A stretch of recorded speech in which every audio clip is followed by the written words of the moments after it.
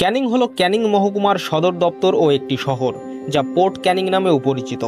ক্যানিংকে সুন্দরবনের প্রবেশদ্বার বলা হয়। সুন্দরবন বেড়াতে যেতে হলে এই শহর হয়েই যেতে হয়।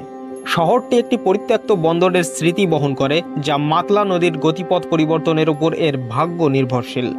এই শহরের নাম চার্লস ক্যানিংয়ের নামে নামকরণ করা হয়েছিল। তিনি 1856 থেকে 1858 সাল পর্যন্ত ভারতের গভর্নর জেনারেল এবং 1858 থেকে 1862 সাল পর্যন্ত গভর্নর জেনারেল ও ভাইসরয় ছিলেন। এই সময়ে তৈরি হয়েছিল পোর্ট ক্যানিং কোম্পানি, আর সেই কোম্পানি নিজের সুবিধার্থে বাংলার মাতলা নদীর তীরে তৈরি করে স্ট্যান্ড, হোটেল ও কিছু বাড়ি। কিন্তু 1862 সালে মাতলার গতিপথ পরিবর্তনের কারণে সেসব ভেঙে যায়। সেসব বাড়িঘরগুলির মধ্যে একটি এখনও ভগ্নপ্রায় অবস্থাতে অক্ষত রয়েছে, যা ক্যানিং হাউস নামে পরিচিত। ক্যানিং স্টেশন থেকে আরপিএফ অফিসের পাশের পাকা রাস্তা ধরে মিনিট 5 হাঁটলেই পৌঁছে যাবেন এই বাড়িটিতে। এই বাড়িটি থেকেই পোর্ট ক্যানিংয়ের যাবতীয় কাজ পরিচালিত হতো। সেই সময় এই বন্দর থেকে ছোট ছোট জাহাজে করে চুক্তিভিত্তিক শ্রমিকের নামে আদতে কৃতদাস বিভিন্ন ইংরেজ উপনিবেশে পাঠানো হতো। কিন্তু হঠাৎ একদিন একটি জাহাজ শ্রমিক সমেত সমুদ্রে ডুবে যায়। এরপর থেকেই সরকার এই চুক্তিভিত্তিক শ্রমিক রপ্তানি বন্ধ করে দেয়। অন্যদিকে নদীতে পলির কারণে পোর্ট সংলগ্ন নদীগর্ভের নাব্যতা হ্রাস পেতে থাকে, যার ফলে বড় জাহাজগুলিও এখানে আর নোঙর করত না। এছাড়াও পোর্টের কর্মচারীরা ইচ্ছা মতো জঙ্গলের গাছ কেটে ব্যবসা শুরু করতে লাগে।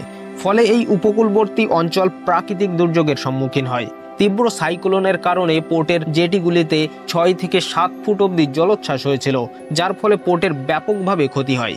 কিন্তু এরপর 1868 থেকে 1870 সালের মধ্যে মাত্র 3টি জাহাজ আসে ক্যানিং পোর্টে। অবস্থা বেগতিক দেখে সরকার ক্যানিং পোর্টকে নিঃশুল্ক বন্দর হিসাবে ঘোষণা করে, কিন্তু তাতেও কোনো লাভ হয় না। অবশেষে 1870 সালে সরকার পোর্ট ক্যানিং বন্ধ করে দেওয়ার সিদ্ধান্ত নেয়। পরবর্তীতে অল্প কিছু টাকায় 2-3 জন এই বাড়িটি ও বাড়ি সংলগ্ন জমিটি কিনে নেন। লেডি ক্যানিং যখন এই এলাকায় আসতেন তখন এই বাড়িতেই থাকতেন বলে অনুমান করা হয়।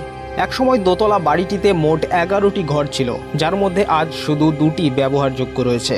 এই ঐতিহাসিক বাড়িটির অবস্থা বেশ জরাজীর্ণ। খসে পড়ছে ইট, লোহার মূল ফটকটি বহুকাল আগেই উধাও হয়ে গিয়েছে। ভূগর্ভের নিচেও একটি তল ছিল, যেটি সেই সময়ে ব্যবহার করা হতো।